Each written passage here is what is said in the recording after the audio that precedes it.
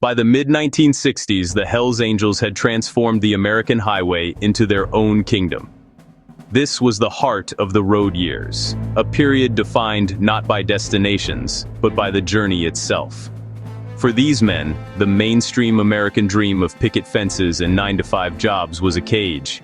True liberty was found in the roar of a V-twin engine and the endless ribbon of asphalt stretching toward the horizon.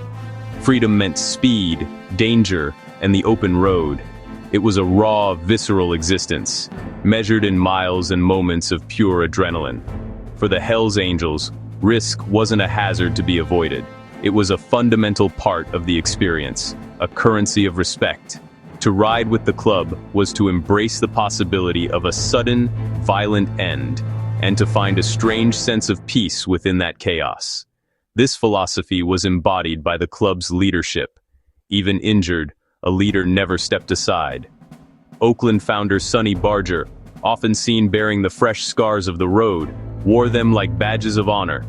Each scrape and broken bone was a testament to his commitment, a visible reminder to the rank and file that loyalty to the lifestyle was absolute.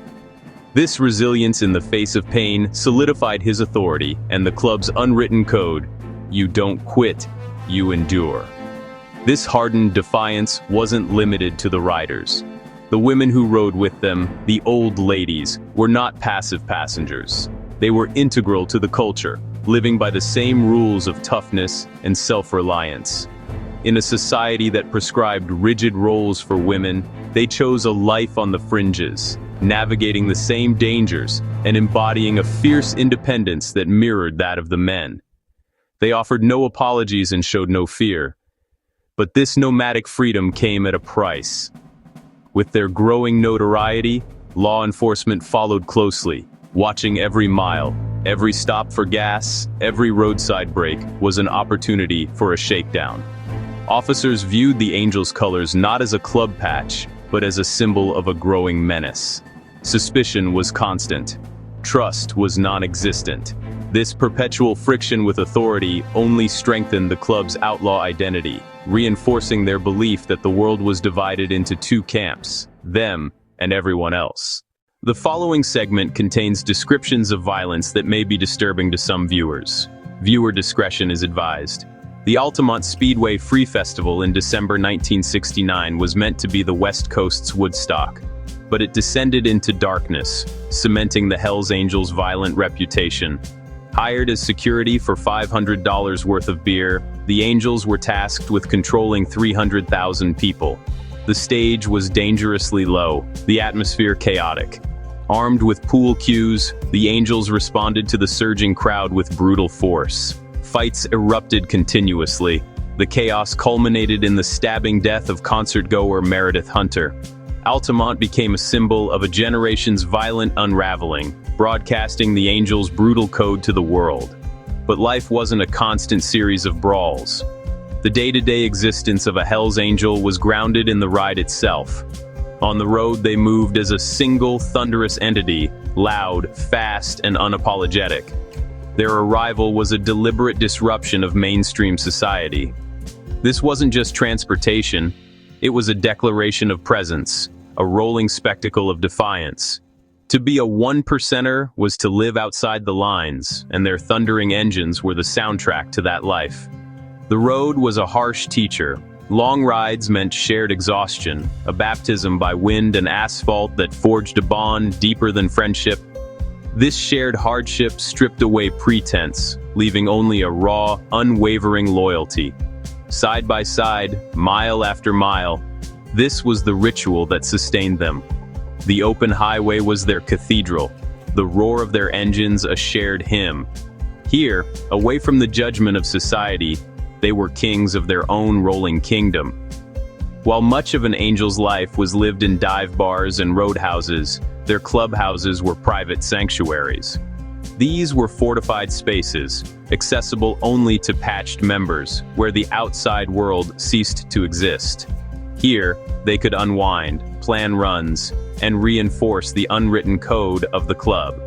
It was a place to be themselves, free from the prying eyes of law enforcement and the public. This fierce insularity created a stark divide. To outsiders, a group of angels on a street corner looked like a menace. But to them, it was simply family. They were brothers, standing together, a tribe united against a world that misunderstood and condemned them. In their own eyes, they weren't a gang of criminals. They were a misunderstood family, fiercely protective of their own and loyal to the death. This chasm between how they saw themselves and how the world saw them would define their story for decades. When the angels arrived, Towns noticed, eyes followed every move. The law never stopped watching, and neither did the angels. Riding together wasn't just tradition, it was power on display. Old ladies and members alike shared the lifestyle. There was no separation, only loyalty.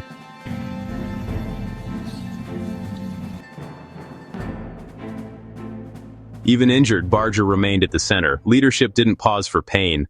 The club's rebellious spirit was a uniquely American export, and by the late 1960s, it found fertile ground overseas. The first international chapter was established in London, a bold declaration that their brotherhood knew no borders. But this expansion wasn't just about new roads, it was about planting a flag.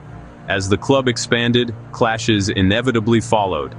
This time, across the Atlantic, local rivalries ignited, and the same territorial disputes that defined their American identity were now playing out on English soil, often with brutal consequences. Back home, the divisions tearing America apart also pulled the club into the fray. The counterculture they had once embodied was now splintering. During a 1965 anti-Vietnam War protest in Berkeley, California, political tensions exploded into violence. Club members, viewing the demonstrators as unpatriotic, charged the protest lines. Bikes crashed through barricades. Batons swung. In the ensuing chaos, a police officer was left with a broken leg, and the club's image as aggressive enforcers of their own code was solidified in the public consciousness. Yet this was the central contradiction of the club. While one chapter made headlines for street brawls, another might be organizing a charity toy drive for underprivileged children. This duality baffled outsiders. Were they violent outlaws or community-minded philanthropists? The truth was, they were both. This complex identity also created internal friction. Conflict wasn't only with the law. Even other, more traditional motorcycle groups feared the disruption and intense scrutiny that followed in their wake, creating a tense and often hostile landscape between clubs. In a world of shifting allegiances, the symbols etched into a member's skin were a permanent record of their identity. Every tattoo told a story of membership, loyalty, and a lifelong commitment that superseded all else. This ink was more than decoration. It was a sacred text, a visual resume of a life lived by the club's code. As the club grew in power and notoriety, it attracted a new level of attention. By the 1980s, federal scrutiny intensified dramatically. Law enforcement agencies, armed with new racketeering laws, began to see the club not as a band of rebels, but as a sophisticated criminal enterprise. The focus shifted to narcotics and weapons trafficking. In a series of coordinated raids, federal agents moved in. One high-profile operation culminated in 17 arrests, sending a clear message. The freewheeling days were over, and a new, more dangerous war was just beginning. Moments like these rarely made headlines. A Hell's Angel visiting a sick child, quiet, unpublicized. Facing the media, club leaders pushed back. They spoke of harassment, misrepresentation, and the gap between myth and reality. Whether tied to violence, drugs, or defiance of authority, the Hells Angels lifestyle has always existed on the edge of society. They lived by their own rules, uncompromising and unapologetic. And for better or worse, that refusal to conform is what has kept the world watching for decades.